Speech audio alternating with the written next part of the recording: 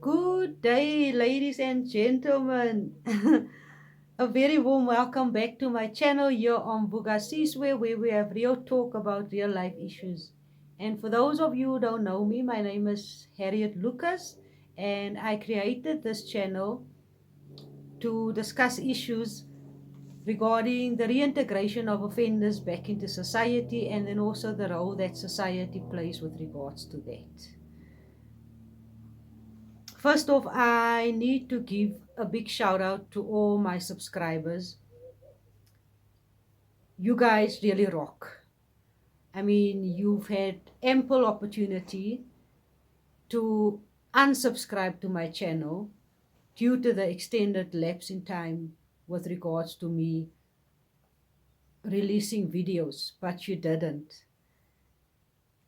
You stuck around and you remain true, which is a true reflection and indication for me of the quality and the caliber of people that I have subscribed to this channel.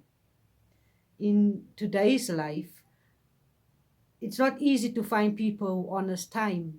And when I say honest time, what I mean by that is that sometimes life happens and it sort of pauses you from doing what you set out to do. And then many people will see it as a sign to say, maybe I should stop doing what I'm doing. Or they will focus their attention on something totally different and not go back to what they set out. It's only a few people that will actually see it for what it is, which is one of life's many deterrents, one of life's many distractions that wants to keep you from achieving your goals and from finding success.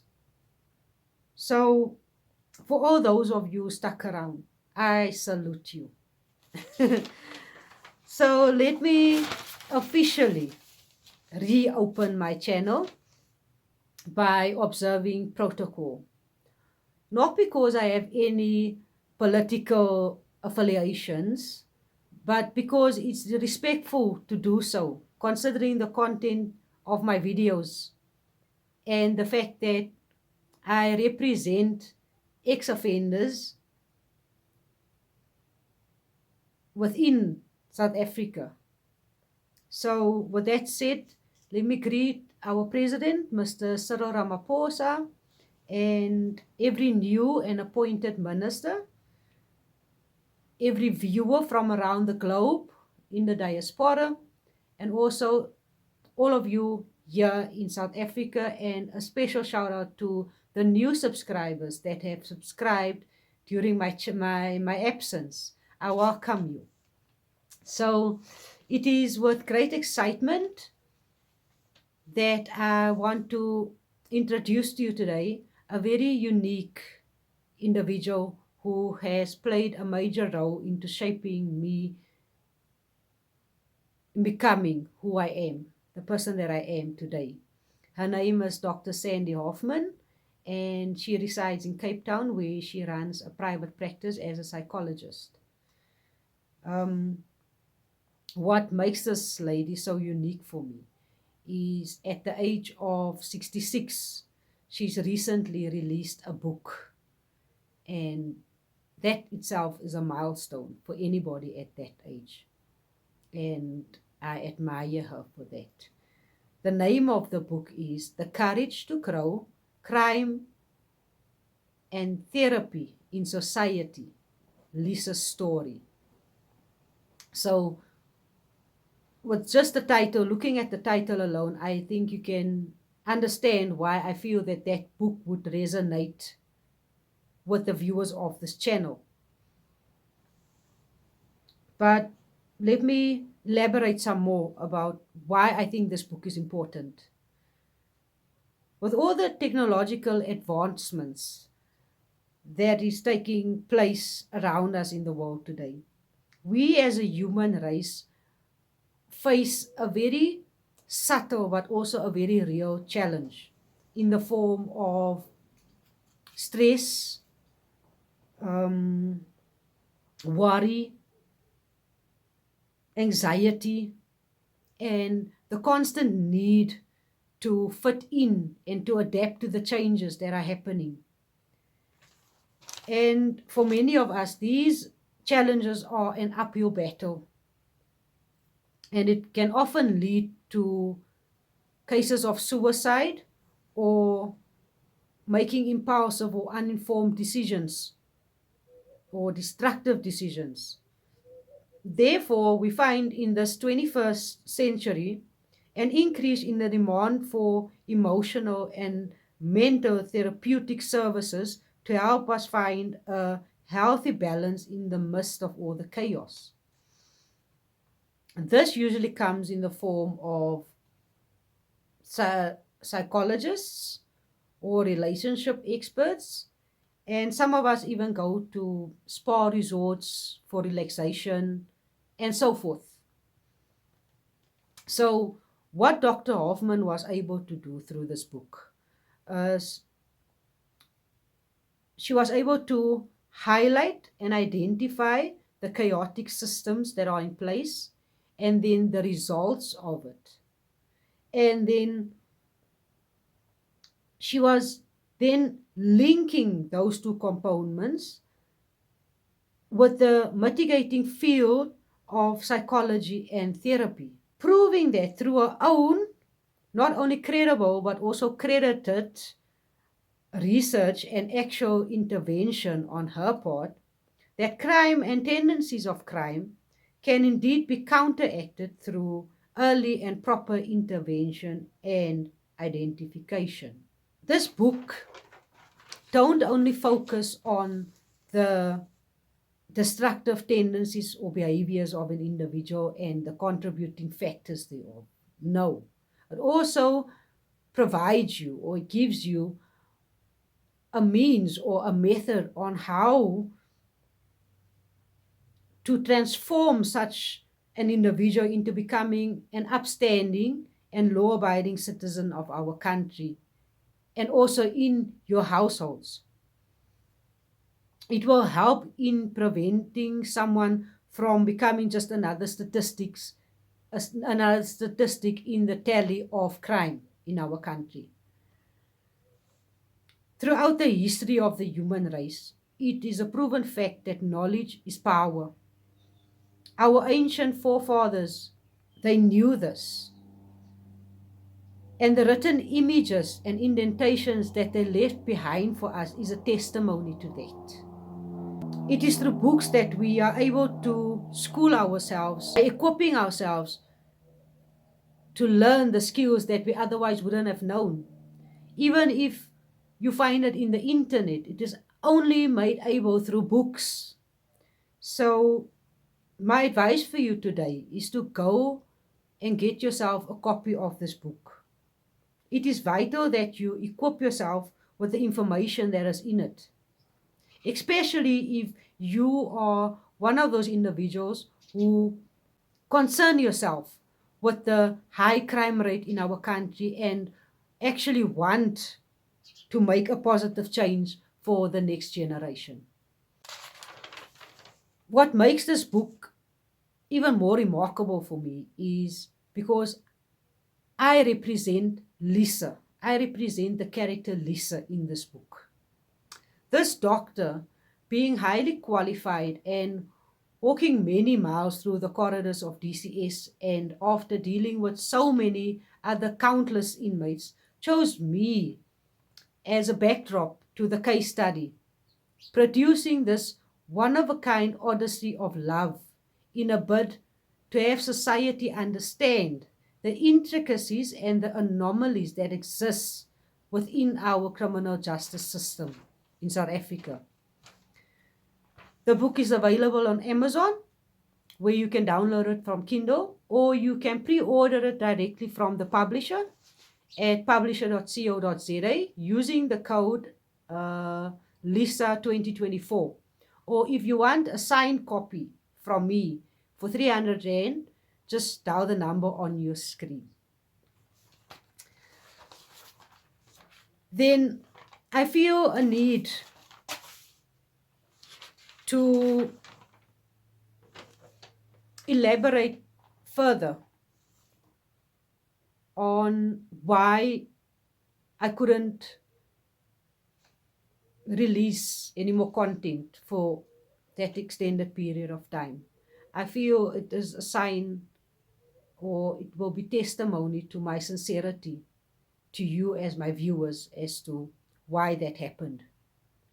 And also, I would like to use it as a foundation for a message that I would love to give to other ex-offenders, and also people that struggles with life in general. So one of the first things that caused this break in my release of videos is the fact that I had to relocate from where I was staying. It all happened very unexpectedly, and I was not prepared for the decision that was made. And I had to deal with all the complications that goes with it. So that was the one thing. And then shortly after that, I was accosted, brutally assaulted by gunmen, and I was robbed. It so happened one day after doing some part-time work, I came back and it was a bit late due to the public transport system. And two guys helped me, stopped me in the road, and they demanded my cell phone. Unfortunately, I didn't want to give them my cell phone because I just felt that I was still paying installments on that phone. So I put up a fight, and I managed to mobilize one of the guys. I had him pinned on the floor, and the other one hit me with the butt of the gun on my head. And I still didn't want to give them my phone. And that's when the gunman now took the gun, pointed it at my head, cocked the gun, and I froze, realizing that I could die, that I could lose my life. And in that few seconds of my pause, when I froze, the guy on the ground had a chance to get up. He put his hands in my pockets, emptied my pockets, and they ran. I followed suit. I chased them. And when I hit the corner, I found that there was a driver waiting for them. And they jumped in the car and they were gone. And that was the end of it. So besides the emotional and physical trauma that I had to go through with the whole incident, a few days later, through the help of some good friends, I managed to get another cell phone. And one of the banks where I have an account contacted me, and they asked me if I had been wanting to access my account through a laptop. And I said, no, it's not me. And I explained to them briefly what had happened. So the lady said to me that no, they actually didn't give the person access because it looked a bit shady, and then they would report it to the relevant authorities. So after speaking to this lady, it sort of sparked something in me, and I realized that I need to check my accounts. And when I tried getting into my Google account, I found that the robbers had changed some settings somehow or another, and that I didn't have access to it anymore. And I checked all the other apps that was connected to that account, including YouTube, and I found that I was totally locked out. I couldn't even do a SIM swap for some reason. And I tried all avenues. I phoned people, but it was to no avail. And I left it at that. It was a very horrible experience, and I wouldn't wish it on my worst enemy. But let me tell you, I did pull through, and I got through it standing strong. And there's two lessons that I learned through that experience. Number one, without knowing God and trusting that He has a purpose for my life, I would have been hopeless, totally hopeless and destitute in that situation. And secondly, no matter how long your friend list is in your contacts, in your contact list on your phone, no matter how long your friend list is in Facebook, it is only in your darkest hour when your true friends are revealed to you. So moving on from there, shortly after that, I was commissioned for a job that I did. I had to paint a house all by myself, inside and out, and it was quite a big project for me and uh, a good experience considering what had happened. And when I was done with that, I had the opportunity to travel to places that I've never been before within South Africa. And I also had to work on a farm doing non-farm work, which was very wholesome for me because I was alone on this farm, so I had a lot of time to do some introspection. Yes, I was busy most of the daylight hours, but I would spend early morning and late evening to just reflect on my life and to be in tune with nature and the animals that was around there. So that was a very good experience for me also. And when I was done with that, I somehow had the opportunity to work in a steel factory. Not something I would have chosen for myself, but considering my criminal record and how difficult it's been for me to find employment, I feel I didn't really have a choice but to actually just take the job. And it turned out that it was a big eye opener for me. There's so much to learn in that industry, and obviously a lot of money involved there for the key players. It's ridiculous amounts of money that they actually make in those companies for good reason, because the work is quite it's arduous work. I worked there for a couple of months, a good couple of months, until I developed a medical condition due to the fact that I was incarcerated for 18 years in jail, and it being a cold place where there's only steel and cement, that cold affected me. And so after a couple of months in the steel factory, also being a cold place, if I can maybe compare it to a deep freezer, because there's no sun that goes in there. And once again, steel and cement only. And the job I was doing, I was working with steel equipment and so on. So I developed it worsened my condition, and I went to the doctor, where I was diagnosed by two specialists with rheumatoid arthritis. So I was given the option that I can either continue in that field and worsen my condition, or I should just quit it, and it may alleviate some of the pain that I was experiencing in my hands and in my knees.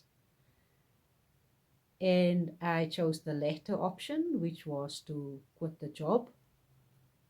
And from there, I decided to focus on my garden, which I have started about a year ago. As soon as I moved in here, I started a garden, and I spend all my days there. Most of my day I spend there, and I've also taken up portrait painting again, which I did many years ago. So I'm dabbling a bit with that as well, and then also looking at other opportunities as they come along. So as I said, I've shared that with you as a means to form some kind of a foundation for the message that I wish to impart with you guys. My message is that no matter how bleak your situation may seem,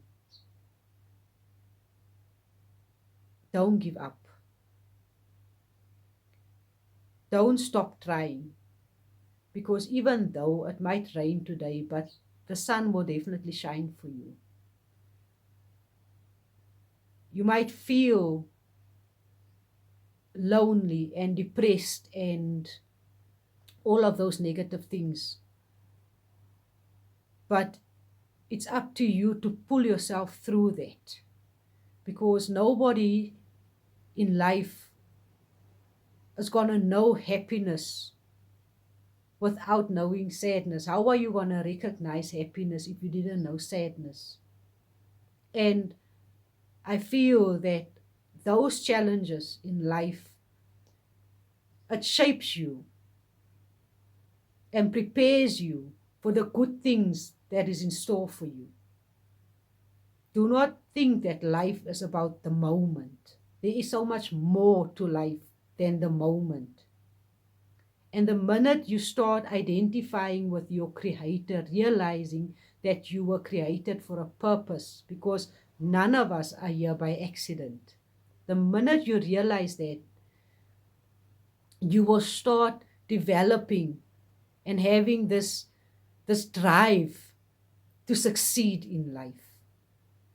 But if you do not believe in anything, least of all yourself, then those moments and those times in life when you are down, it will keep you there. So my message, don't give up. Don't give up hope. Your time will come. Stick it out, and in your situation, look for the opportunities and the possibilities that lies therein. Because in every situation, through all walks of life, there are always possibilities. You should just open yourself up to it and not allow those negativities to crowd your mind and tell you that your life is a waste, that it's the end of the road for you, that there's no hope, and all of those negative things, because it's just not true. And I'm a testimony of that. I've been there. And I'm still going through my own challenges, but I will not allow it to get me down. So please take strength from my words and just carry on. Do not give up. And that's how we're going to wrap it up today. If you haven't subscribed to my channel yet, then please do so now. And I welcome any and all comments or critique. And as a last reminder, go and get yourself that book, because it will really change your perception around our criminal justice system and everything pertaining to that. And it can give you some good tips and advice on how to deal with somebody that's on the way, on the road to going there, wanting to make the wrong decisions. You can save a life. So go and get yourself a book. And then lastly, I will be attending an event on the 16th of October that is hosted by Mr. Solimanga, and it's called a celebration of books and authors, where it will be a fun day, a very informative day, a day for inspiration, and just a day to go and be with people that are inspirational. There will be entertainment, there will be catering, and all of those things. It takes place in Tembisa, and the entrance is free unless you want to book yourself a stall. The information will be up on your screen and you can have a look at that. I will be there with my book, so if you want to see me and you want to meet and greet, you are more than welcome to come. Thank you so much, and I look forward to seeing you in our next installment. Take care.